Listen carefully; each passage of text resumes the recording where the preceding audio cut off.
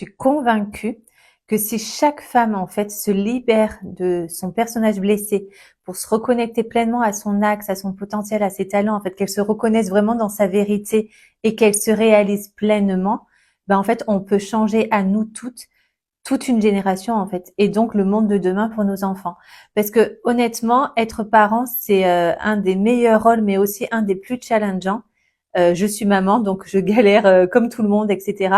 Mais je peux observer qu'en fait, à partir du moment où moi je me transforme, la dynamique change en parallèle en fait. Donc j'ai même fait un atelier en CM2 dans une classe de CM2 juste avant l'entrée au collège justement pour aborder le thème de la confiance en soi, etc. avec ses enfants. Et j'ai été touchée. Enfin, c'est un moment marquant que j'ai eu en fait. J'étais trop contente de l'avoir fait parce que c'était très interactif. Chacun venait écrire au tableau ce qui les empêche de réaliser leurs rêves, ce qui les nourrit, ce qui peut aider, etc., etc. Et je voyais déjà en fait les conditionnements, les programmes en eux face à leurs questions, face à leur raisonnement, voilà leur petite innocence en fait. Comme j'avais un jeune garçon qui m'avait dit mais si je reconnais mes talents, c'est pas être prétentieux.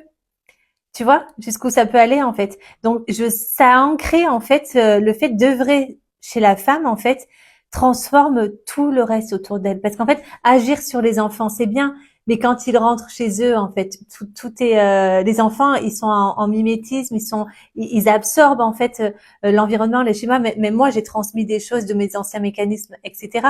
Mais en fait le fait d'après à un certain moment de prendre conscience de tout ça et de transmuter en soi, on transmute pour eux aussi, en fait. Et encore une fois, c'est les adultes de demain. Donc, au plus il y a de mamans conscientes, au plus il y a des mamans qui se libèrent, au plus elles coupent des schémas et on crée d'autres adultes, en fait. Donc, comme je dis toujours, transformer le monde, ça commence par individuellement. Et si chaque femme prend son bien-être, son rayonnement, sa réalisation personnelle, etc., à cœur comme une mission au-delà d'elle-même, honnêtement, on transforme beaucoup, beaucoup de choses, quoi. Une génération entière.